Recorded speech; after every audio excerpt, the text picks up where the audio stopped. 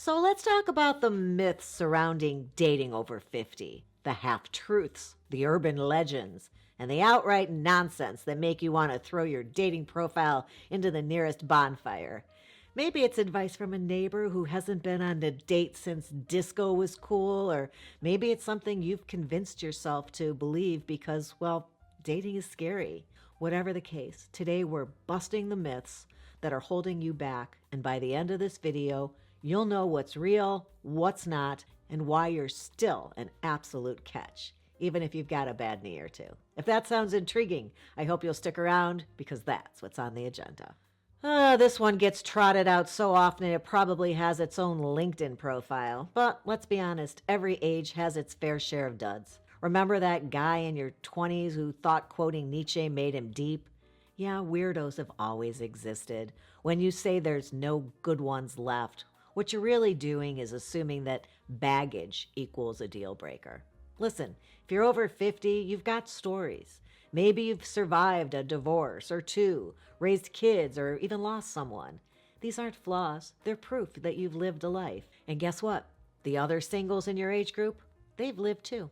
So yeah, there are frogs, but there are also fantastic, fabulous, funny people who are just as nervous about this as you are. You don't need a perfect person. You need someone who's perfectly imperfect for you.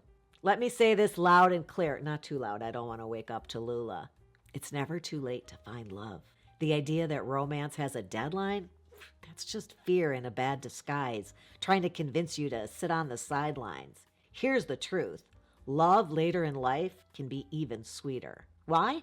Because by now you've figured out the essentials. What you want, what you won't tolerate, and how to communicate like a grown-up.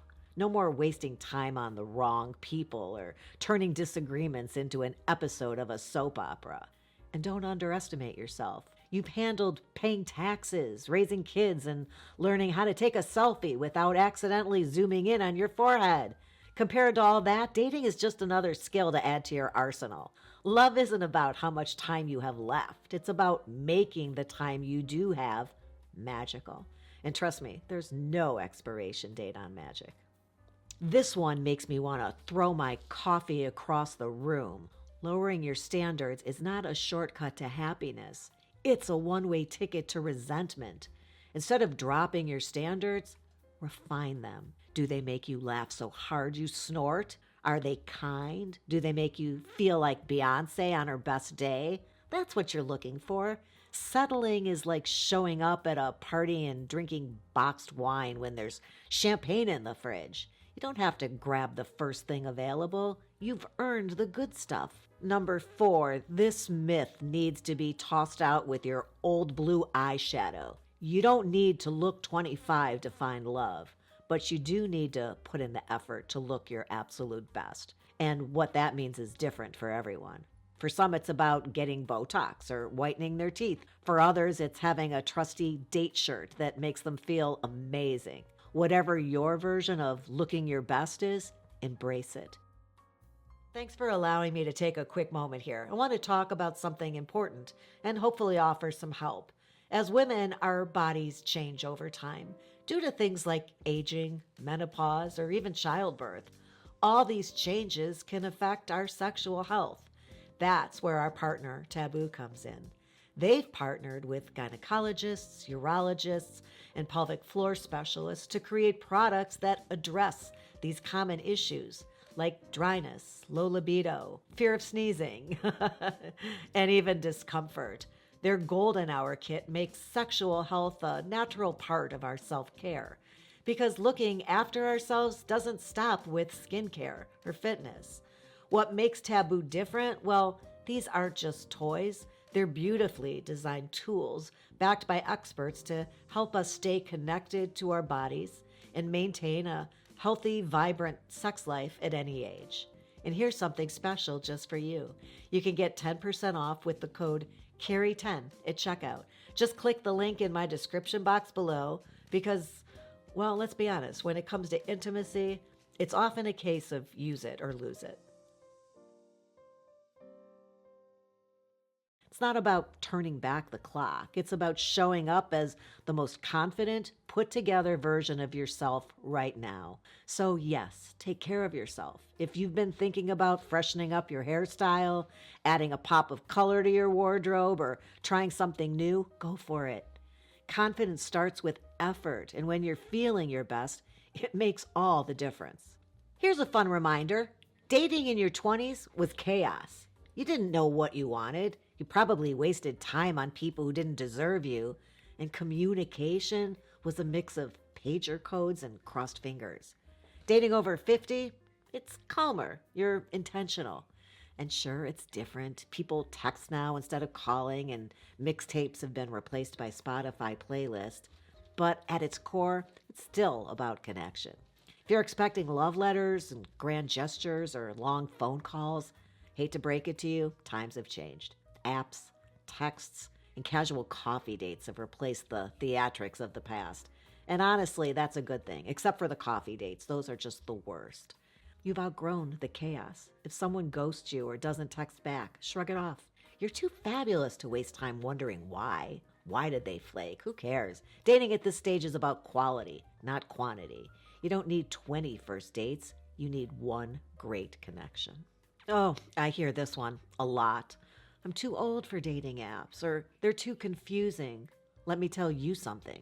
You've mastered smartphones, online banking, and binge watching an entire Netflix series in one weekend. Trust me, you can figure out dating apps. Sure, there's a bit of a learning curve, but it's not rocket science. Apps like Bumble or Match, Our Time, they're all designed to be user-friendly. And if you're feeling at all overwhelmed, think of it like, learning to use a new kitchen gadget. Awkward at first, but once you get the hang of it, you're whipping up gourmet meals. Or in this case, gourmet dates.